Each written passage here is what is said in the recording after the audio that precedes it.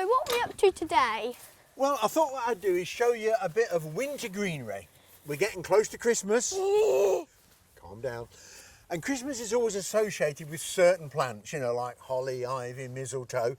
So I thought I'd show you one or two of those in the woods and their natural history. All right? Come on then.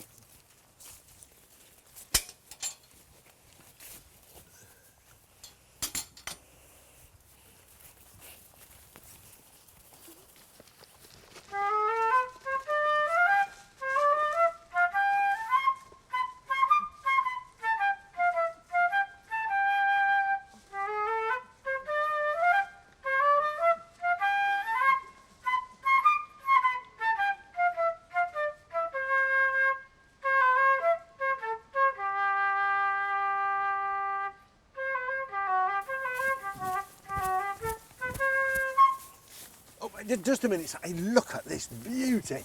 Wow, look at this oak tree. Now, this oak tree is deciduous. Now, do you know what I mean by that? Does it mean that they lose their leaves in the winter? That's right. They lose their leaves in the winter, but we're surrounded by, in this case, holly. Now, the holly is an under-storage shrub that grows underneath these big giants, okay? So, of course, the light is locked out during the summer months, but, of course, not in the winter months. So they keep their leaves on right throughout the year. In fact, the leaf on holly will last about 4 years. And the reason why they're keeping their leaves on all the time is so the tree can produce photosynthesis. That's, in other words, it's what it's doing is providing food for the tree right throughout the 12 months of the year. Brilliant. And look how leathery the leaf is. You see, it's almost waterproof. So if we get a good frost, you know, it can fight off the frosts and the drought and that. Wonderful. I'll tell you more about hollies as we go round. Come on.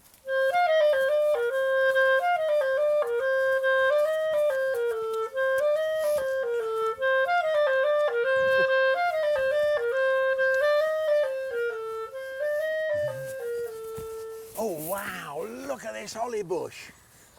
God, look, it's absolutely full of berries. It's magnificent. So this means this is a female, because it's only the females that hold the berries. Any idea why they're always red? Is it because that makes birds attracted to them? Correct. And of course, if you think about it, if you go way, way back to medieval times, right, this was a tree, a magical tree, because all the other trees were dead. Well, not dead, but they dropped the leaves. Yeah. But this one was alive. It got all its leaves green, so it had magical powers. You know, it would ward off evil in those days. And that's why they used to bring it into the house, because also it brightened the house up, and of course it kept evil away. Come on.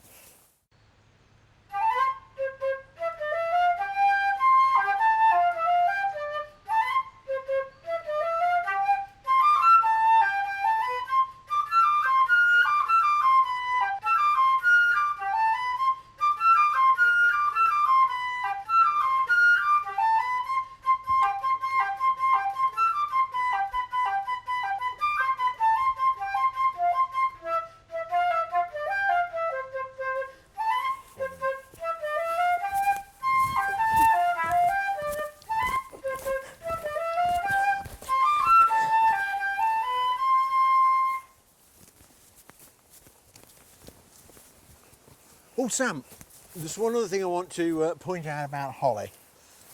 Come and have a look closely. Now, see how look at that prickly it is? Any idea why this tree is made itself prickly? I think it's to protect the plant. Nice one.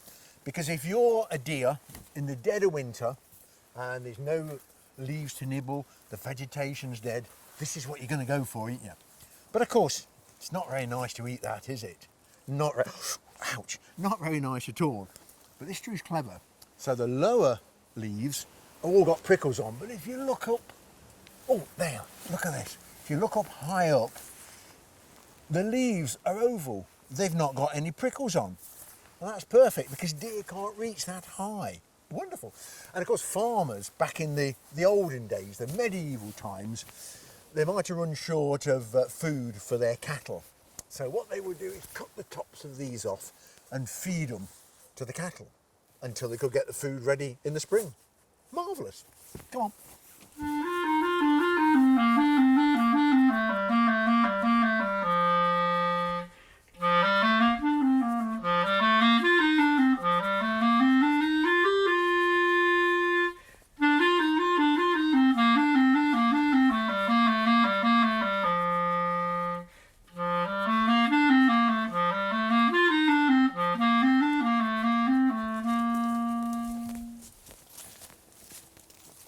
Sam. Now this is another plant which is always associated with Christmas, ivy.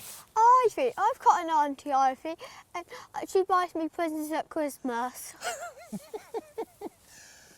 Right. I don't think this ivy is going to do that. Anyway, let me tell you about this ivy, okay. Now, this ivy, right, is thought to have magical powers. Now, you've got to cast your mind back and go right back to the olden days, right? You know, medieval times. The countryside was bare, and then now and again you had these green plants which sprung to life, like holly, mistletoe, which we've got to find yet, and of course ivy. So it gave these people thoughts of magic and, you know, keeping away bad dreams and bad demons and all sorts of things. So it was a magical tree. It's also a tree, unfortunately, today that's misunderstood, because a lot of people think it strangles trees. Well, it doesn't. It's not parasitic. It'll go along the woodland floor until it finds a tree, and then it'll use the tree, really, to climb up like it has here. But what it's creating is a fabulous habitat all the way up here. So birds can nest in it, and insects can hibernate, and bats can roost in it, and all sorts of things. And another thing, right, because if you leave this long enough, it'll grow, right, for nearly 100 years. Be about that thick, fabulous. But if you look at the leaves, now the young leaves, when they're immature, right, are that sort of shape, okay, like a diamond. But as it goes up the tree and starts to mature, if I can find them, yes, can you see, it changes shape and it goes more oval like that. So that's how you can tell the difference. And of course the other thing, don't forget, it produces a flower, and that flower then produces berries. So it's great for insects and great for birds. It's lovely. Smashing. Now then, would your Auntie Ivy buy me a present, do you think? You have to be good, and so far you haven't. No, there's no chance of that. Come on.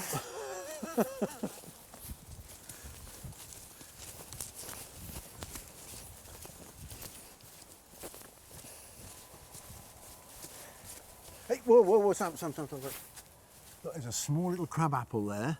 Yeah. And it's got mistletoe. Can you see it? I don't know how I'm going to get to it. I better not take you over, because look at that. It's a sea of brambles. You wait there. I'll see if I can get you some. Okay.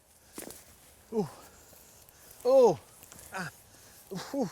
Mind the brambles! Oh. Ouch. Oh. Whoa. Hang on. I've got some. Yeah! Oh, here we go. God, I've got a little bit there. Now that's called mistletoe.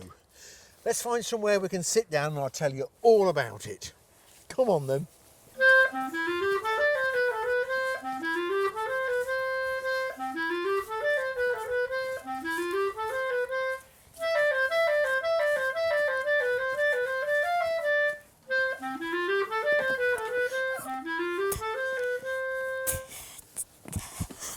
Oh, yeah.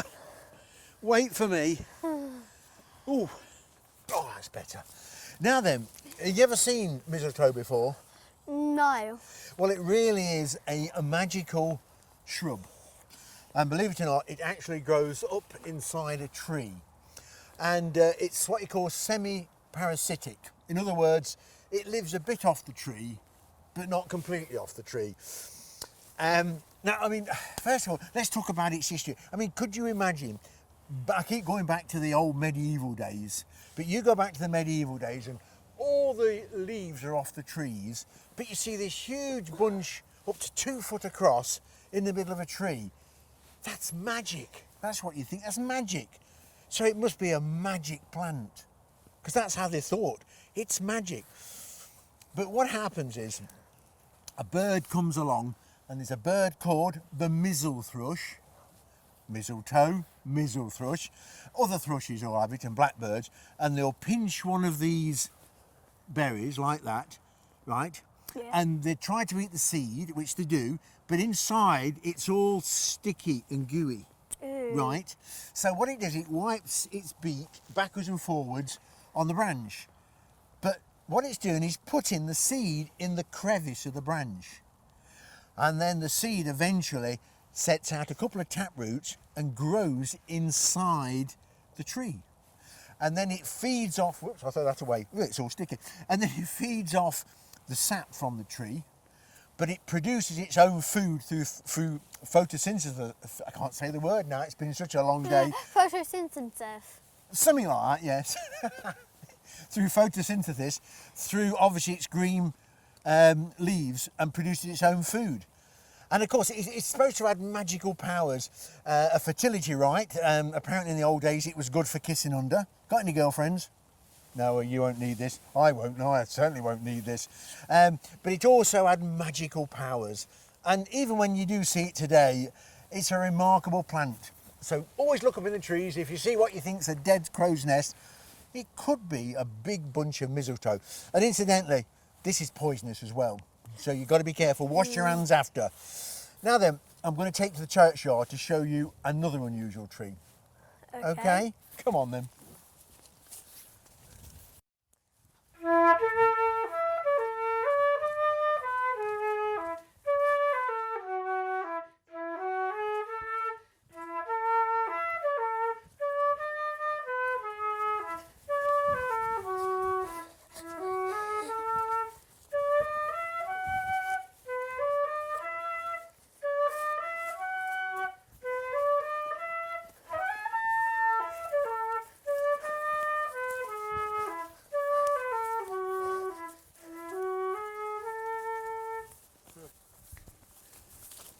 Now Sam, is another iconic tree I want to show you. This is a native to Britain.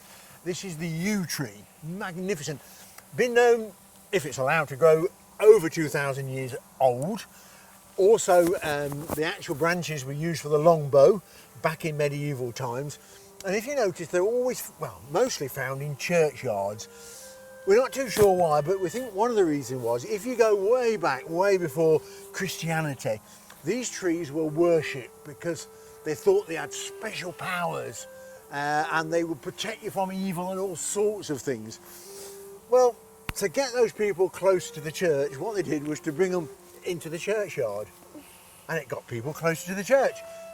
You must remember, every part of this tree is poisonous, okay? Every part. You must always wash your hands. Have you had a good day? Yeah, I've learnt a lot, and thanks for a fabulous day, and I hope you have a happy Christmas. That's ever so good of you. I hope you do as well. Come on then.